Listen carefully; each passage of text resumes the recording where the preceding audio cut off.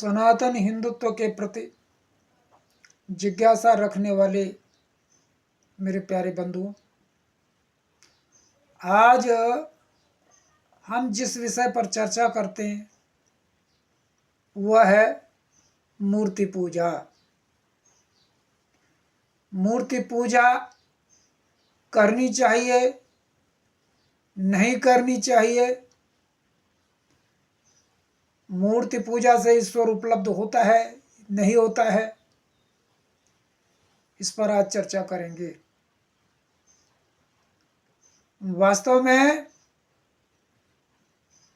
ईश्वर को कण कण में व्याप्त बताया है, जड़ और चेतन में व्याप्त बताया है। स्वाभाविक है कि जब कण कण में व्याप्त है तो कण कण की परिधि में वो मूर्ति भी आती है। मूर्ति में जरूर वो ईश्वर हो सकता है, लेकिन इसमें कोई संशय नहीं है कि मूर्ति से जो बेजान मूर्ति है उससे ज्यादा वो मानव की सजीव मूर्ति में भी विद्यमान है, प्राणियों में विद्यमान है, पशु पक्षियों में विद्यमान है। उनमें रहकर वो खाता है, पीता है, सोता है, जागता है और भय, निद्रा आदि अनेक संवेगों को भी प्राप्त होता है। ईश्वर घट घट व्यापी है और उस स्वरूप को भूल जाने के बाद जिसने तत्त्वमसि आदि वाक्य से गुरु से ज्ञान नहीं लिया वो हमेशा मृत्यु भय में जीता है। गुरु से ज्ञान लेने के बाद तो मंसूर शहीद हो गया, लेकिन उसने असत्य को स्वीकार नहीं किया। दरअसल में जब हम बच्चों को पढ़ाते हैं तो हम उसकी रुचि के अनुसार, बच्चे का रंग बिरंगी चीजों में बड़ा रस होता है, वो रंग बिरंगी खिलौने, रंग बिरंगी चीजें इसे बहुत पसंद होती हैं। और पढ़ाई जैसा नीरस विषय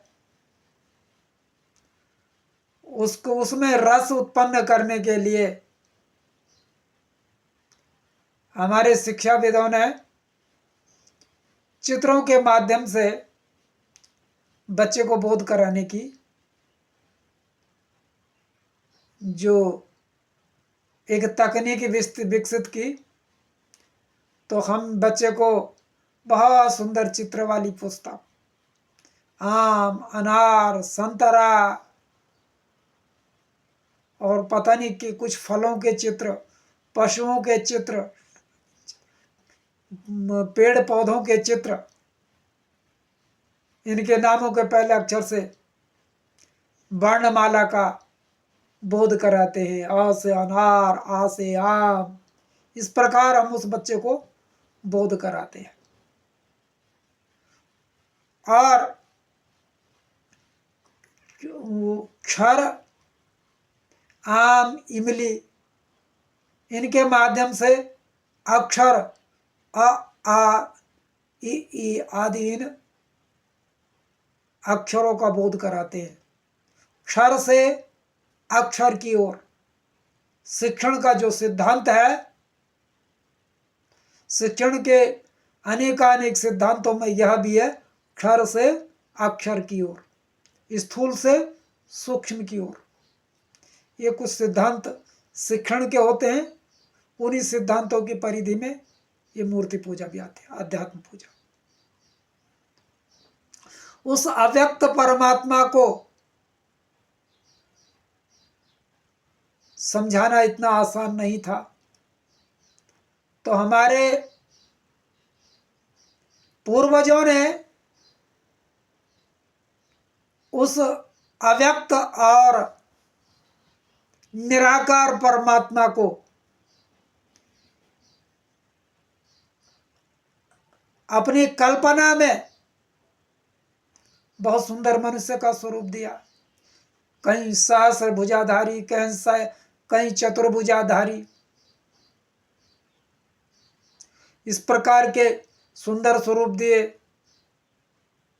प्रकृति भद्रा को अष्टभुजा और अष्टादश भुजा, इस प्रकार की देवियों के रूप में उस परम प्रकृति भद्रा को दिखाया गया। लेकिन मेरे प्यारे बंधो, हिंदुओं की कमी यही है, उसके पददलित होने का कारण यह है, उसने जो अपना सफर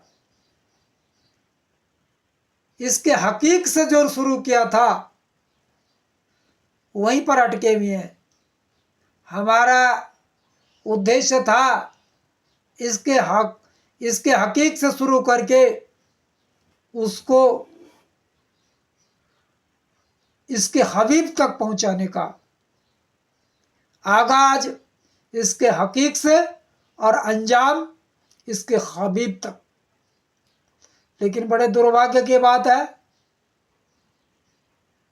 हम लोग मूर्तियों में ही फंस कर रह गए, धारणाओं में फंस कर रह गए।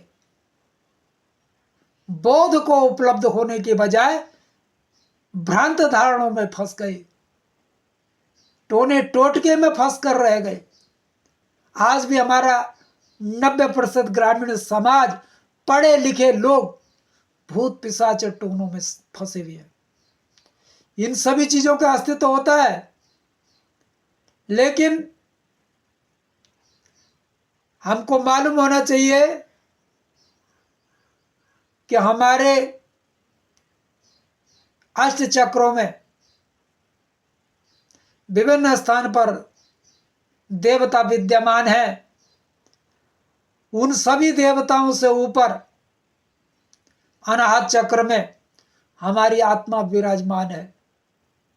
अनाहत चक्र, सॉरी गलत बोल गया, विशुद्धाख्य चक्र में हमारी आत्मा विराजमान है, और उस आत्मा के ऊपर जो आज्ञा चक्र है उस पर परमात्मा विराजमान है, इसी शरीर में कंट्रोल करने के लिए।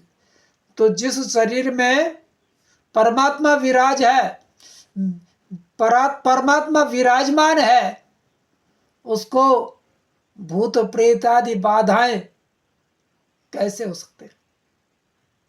हमने अपने परमात्मा को नहीं जगाया। हमारी स्थिति वही है जिसमें जिस प्रकार घर में चोर घुस गया लेकिन चौकीदार सो रहा है, यानी उस परमात्मा को हमने जगाया नहीं, उस परमात्मा को हमने जाना नहीं। इसकी रक्षा व्यवस्था किसके पास है ये जाना नहीं। तो प्रिय बंधु, मूर्ति पूजा एक माध्यम था। जिस प्रकार बोध उपलब्ध हो जाने के बाद बच्चा आ से अनार नहीं पढ़ता, धड़ाधड़ पुस्तकें पढ़ता है, उसी प्रकार बोध को उपलब्ध हो जाने के बाद जीव, जो मुक्ति का आकांक्षी जीव है, वो ध्यान में ही परमात्मा के दर्शन करने का साधन करता है, अष्टांग योग में स्थित होता है, और उसके बाद निस्त्रय गुण्य पथि विचरतः को विधि को निषेधा, वो विधि और निषेध से परे हो जाता है, क्योंकि उसको अब जब जड़ का पता चल गया तो व्यक्ति फूल और पत्ते नहीं सींचता, तब वो जड़ में ही पानी डालता है। धन्यवाद। विस्तार भय से दास अपनी वाणी को यहीं विराम देगा।